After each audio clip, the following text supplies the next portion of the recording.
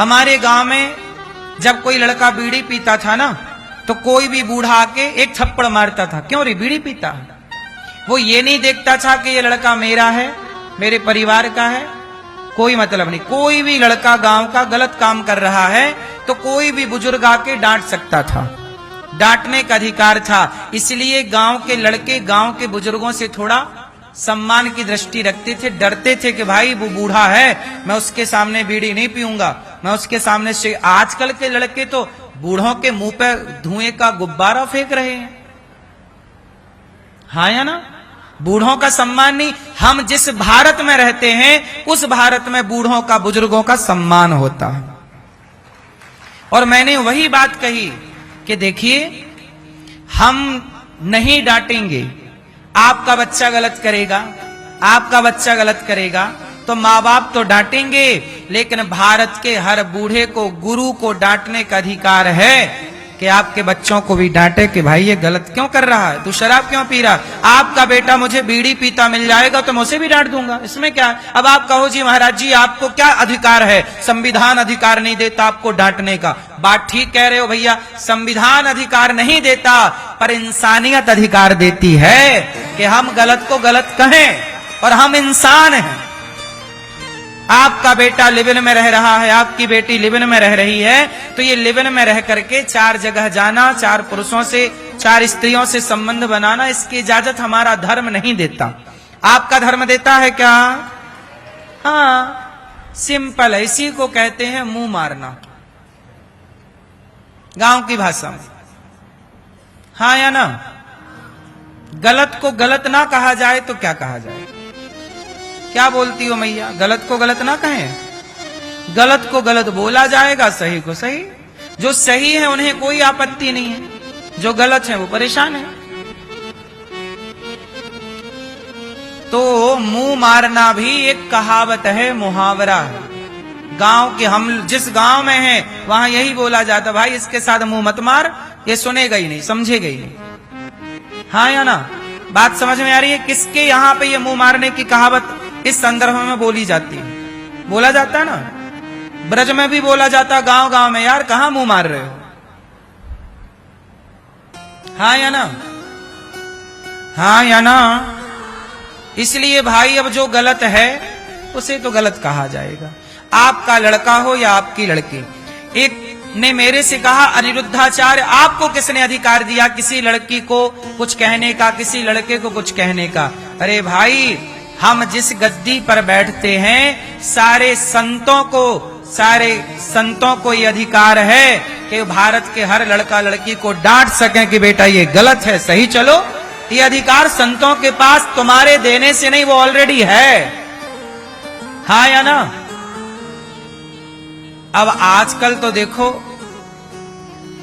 कोई किसी को कुछ बोल नहीं सकता, कोई किसी को डांट नहीं सकता। अब भारत को भी लोग अमेरिका जैसा पश्चिमी देशों की तरफ ले जाना चाहते हैं, भारत को भी। अब देखो, एक कल डिबेट में एक बहन बोली कि महाराज जी हमारे देश में कानून है, कानून इजाजत देता है लिव-इन में रहने की, आप कौन होते हैं मना करने वाले? मैंने कहा ये बताओ, जब कानून बनाया गया लिव-इन में रहने के पक्ष में, तो क्या समाज से पूछा गया? मुझे एक बात बताइए मेरी माँ, जब अब हमारे यहाँ समलैंगिकता का कानून है, समलैंगिकता मतलब लड़की लड़की से ब्याह कर सकती है, लड़का लड़का से ब्याह कर सकता है। अब बताओ ये बेहुदा बात है या नहीं? हमारा कानून कहता है कि लड़की लड़की से शादी कर सकती है, लड़का लड़के से शादी कर सकता। अब बताओ आप सही मानते हैं इसे? जब ये कानून बनाया गया तो बताइए, आप लोगों से सलाह ली जाती, वोट ली जाती, तो क्या आप समलैंगिकता के कानून का सपोर्ट करते? उत्तर दीजिए जोर से।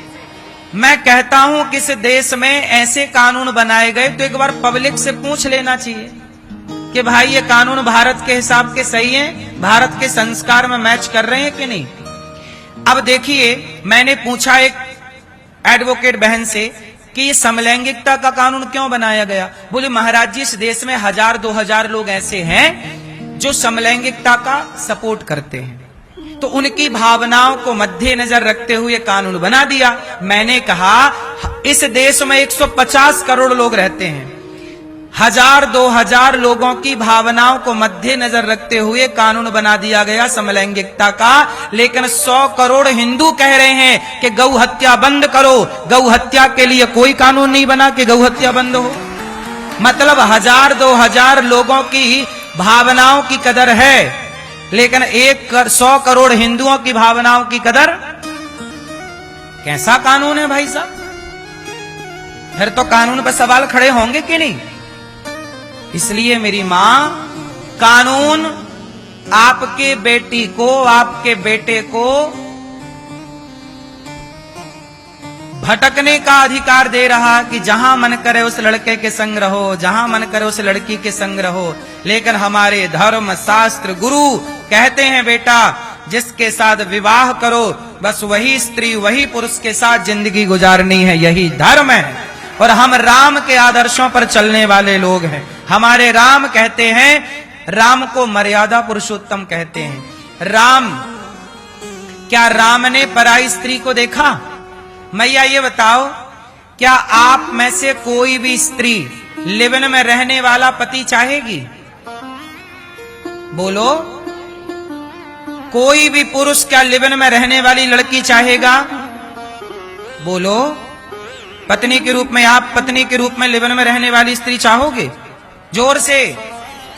हमारा भारत आज भी लिव इन में रहने वाला पति और लिव इन में रहने वाली पत्नी आज भी नहीं चाहता।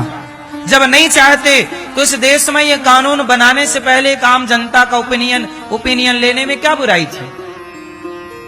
क्यों मेरी मां? ये भारत है, अमेरिका नहीं है। अमेरिका में चलता है सब। भारत संस्कृति से जाना जाता है, संस्कारों से जाना जाता है। हमारे देश की संस्कृति, हमारे देश में संस्कृति जिंदा थी, इसलिए 700 साल तक ये देश गुलाम रहा।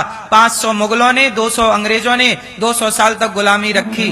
फिर भी हमारी संस्कृति, हमारा भारत जस के तस जीवित है, क्योंकि हमारी संस्कृति संस्कार इतने मजबूत थे कि 700 साल तक गुलाम होने पर भी हमारे संस्कारों को अंग्रेज और मुगल खत्म ना कर पाए। और अब हम लोग अपने हाथ से कानून बना बना के और संस्कृति संस्कारों को खुद खत्म करने लग गए। जिन संस्कारों को अंग्रेज खत्म ना कर पाए, मुगल खत्म ना कर पाए, अब उन्हें हम लोग खुद खत्म करने पे लग गए। ये कैसी मानसिकता पैदा होगी भाई इस देश में? और सच की बात कहो तो अनिरुद्धाचार्य का विरोध करते हैं कुछ लोग। सच हम नहीं कहेंगे, हमें इस बात का क्या डर? लोग हमारा अपमान करेंगे, हमारे को गाली देंगे, देते रहें, अपमान करते रहिए। हम कोई सम्मान पाने के लिए थोड़ी कथा गद्दी पे बैठे हैं, समाज को सही दिशा देने के लिए बैठे हैं। आप करिए अपमान जिसको करना है, हमें क्या दिक्कत है? अपमान आप हमारा करेंगे, आप खुद का करेंगे, हमारा क्या जाएगा? कोई हम सम्मान पाने यहां बैठे ही नहीं है। हम कब कहते हैं कि आप हमारा सम्मान करो? हम तो कहते हैं भाई धर्म से चलो, धर्म से चलोगे तो ये राष्ट्र सुरक्षित रहेगा, वरना आप अपने बच्चों को क्या सिखाओगे? दुनिया में ये भेड़ चाल ना चलो मेरी मां। संस्कार नाम की कुछ चीज है, संस्कारों के बंधन में रहना अच्छी बात है। हमारे बाप दादे संस्कारों में थे। मिट जाता है वो व्यक्ति जो संस्कार गवा देता है। रावण सोने की लंका में रहता था पर संस्कारहीन हो गया तो 1 लाख बेटे 1.25 लाख नाती थे, पर मरा तो चिता पे आग लगाने वाला कोई ना बचा, क्योंकि संस्कारों से गिर गया। क्या रावण जैसे राजाओं का ये संस्कार सही था कि पराई स्त्री को देखना? बोलो, क्या पराई नारी को देखना सही था? और आजकल कानून इजाजत देता है कि आप किसी भी स्त्री के संग रह सकते हैं, पुरुष के संग रह सकते हैं। ये कैसा न्याय है भाई? ये तो अन्याय है। हमारे यहां रावण के पुतले जलाए, जिस देश में रावण के पुतले जलाए जाते हों केवल इसलिए कि उसने पराई नारी को देखा, जबकि रावण बड़ा विद्वान था, जबकि रावण जाति से पंडित था, जबकि रावण धनवान था, लेकिन उस धनवान, उस पंडित, उस विद्वान के भी पुतले केवल इसलिए जलाए गए कि चरित्र से गिर गया। चरित्र से गिरे रावण को किसी ने स्वीकार नहीं किया। और चरित्र में रहने वाले राम के मंदिर बनाए जाते हैं। जिस देश में राम को आदर्श मानकर पूजा की जाती हो, उस देश में लिविन को कैसे स्वीकार किया जाएगा? मुझे लगता है कि पुनर्विचार याचिका दायर करनी चाहिए और लिविन को रद्द करना चाहिए। कितने लोग सहमत हैं कि लिविन जैसे कानून को रद्द करना चाहिए? ये जनता जनार्दन भारत के लोग यही चाहेंगे। ये सब क्या चल रहा है? लड़का लड़का ब्याह कर रहे हैं लोग। तुम्हारे पुरखे देखेंगे तो तुम्हें मिलोगे तो जूतों से मारेंगे पुरखे, यदि तुम ऐसी हरकत करोगे तो। नहीं, लड़के लड़के ब्याह कर रहे हैं। ये कोई बताओ, तुम्हारे पुरखे आए तो देखें तो क्या कहेंगे कि तुम लोग इतने आगे बढ़ गए कि लड़का लड़का ब्याह कर रहा है,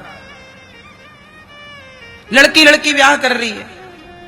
इससे तुम्हारे बुजुर्ग खुश होंगे कि दुखी होंगे? बोलो। बुजुर्ग कहेंगे भाई तुम आगे इतने आगे बढ़ गए कि ये क्या कर रहे हो भाई, लड़का लड़का ब्याह कर रहे हैं। क्यों जी? आप लोग को पता है ना, ये आजकल लड़के लड़के ब्याह करने लग गए हैं। उस कानून से मान्यता दे रहा है। बोलो हाँ कि ना? नहीं बोल। एक तो आप लोगों को बोला भी नहीं जाता। हम अकेले ही विरोध लेते रहे सबका, तो मैं कुछ नहीं बोलना। लड़के लड़कों का ब्याह करना सही है? लड़की लड़की आपस में ब्याह कर ले, सही है? अब कानून कहता है कि अनिरुद्धाचार कोई लड़की लड़की तैयार है करने को, आप कौन होते हो बोलने वाले? बात ठीक है, लेकिन बताइए कानून से ऊपर भी इंसानियत है क्या? ये सही है? हाँ। इसलिए कानून ऐसे बने, नियम ऐसे बनाओ, थोड़ा आम जनता से भी पूछ लो कि भाई साहब हम ये नियम बना रहे हैं, आम जनता की भी थोड़ी वोट ले लो कि वो पक्ष में है कि नहीं। इतने सारे कानून बनाए तो गौ हत्या बंद करने के लिए भी एक आध कानून बना दो, गौ हत्या रुक जाए। नहीं, गौ हत्या नहीं रोकेंगे, लड़का लड़का का ब्याह करेंगे, समलैंगिकता पे बात करेंगे। गौ हत्या पे बात नहीं कर रहा है कोई इस देश में, संत लोग कर रहे हैं केवल। हाँ या ना? अब देख लो ये सब चल रही है, इसे मूर्खता कहते हैं मेरी मां। ऐसी पढ़ी लिखी समाज किस काम की जो समाज को अश्लील बना दे? ऐसी पढ़ी लिखी समाज ना चाहिए साहब। पढ़े लिखे का मतलब ये नहीं है कि लड़का लड़का ब्याह करने लग जाएं। पढ़े लिखे का ये मतलब नहीं है। एक लड़की बोल रही थी कि हम लोग ओपन माइंड के लोग हैं, हमारे यहां लिविंग चलता है। अब ये क्या है ओपन? ऐसा माइंड ओपन कि अब लिविंग में रहने को आप ठीक ठहरा रहे हैं, गलत को ही आप सही ठहरा रहे हैं। अनिरुद्धाचार्य को गलत ठहरा रहे हैं जो सही कह रहा, और जो गलत हैं उन्हें आप सही ठहराने में लगे। यही है साहब कलयुग। कलयुग में हंस को चुप रहना पड़ता है, कौआ ही कौआ शोर मचाते हैं।